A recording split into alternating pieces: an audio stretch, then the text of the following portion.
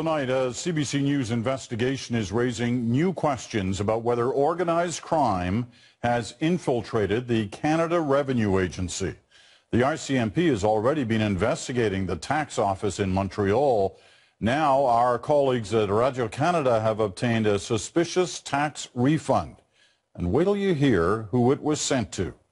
Our senior investigative correspondent, Diana Swain, joins us with the details on this. Diana. Peter, for the last 3 years, our colleagues at Radio-Canada's investigative program Enquête have been looking into alleged infiltration of organized crime into Canada's Revenue Agency. Tonight, a troubling new piece of information involving the most notorious crime family in the country. It could be said that Nicolas Rizzuto hid in plain sight. For years, he was widely known as the head of Montreal's mafia.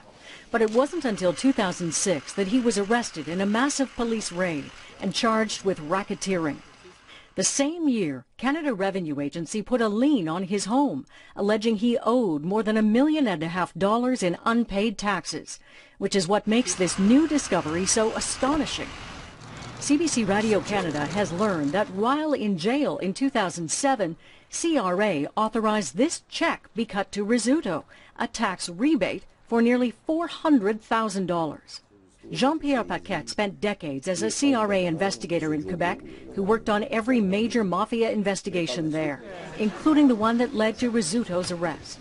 He says the mafia don's name alone should have set off alarm bells within CRA. He suggests the fact that check got through means organized crime may have gotten through to someone in the Canada Revenue Agency. C'est sûr que le nom là, a été beaucoup publicisé suite aux arrestations. Puis je veux dire, regardez, c'est pas M. Joe Blow, là, quand même, là, on se comprend bien. Là. Mais par la suite, là, je veux dire, oui, il y a des filtres. Oui, ça prend des approbations tout au long du processus. Alors, c'est peu probable que ce soit une erreur, selon vous? Si on regarde ça de cet œil-là, là, je me pose de sérieuses questions. Paquette says there's no way that check should have gotten past CRA's internal controls. Entre autres, je me souviens très bien que la maison personnelle de M. Rizzuto avait été saisie, des comptes de banque, ses certificats de dépôt. Je sais que le compte de M. Rizzuto, d'après moi, n'était pas entièrement payé au moment là, de l'émission de ce chèque-là. Ça me laisse très perplexe sur la validité d'un tel remboursement ou d'une telle opération de la part de l'agence. It was Paquette who went to Rizzuto's home insisting the check be returned. He says Rizzuto's daughter handed it to him in the kitchen, the very room where 3 years later, having been released from prison, Rizzuto was killed by a sniper who fired a single shot through the patio doors into his head. Asked to explain how a man with a huge tax bill, an ongoing trial, and known ties to organized crime could get a massive tax refund while sitting in jail, CRA says privacy provisions of the Income Tax Act prevent them from discussing specifics. However, it says it would be irresponsible for us to suggest that anything inappropriate or illicit took place between CRA and Mr. Rizzuto.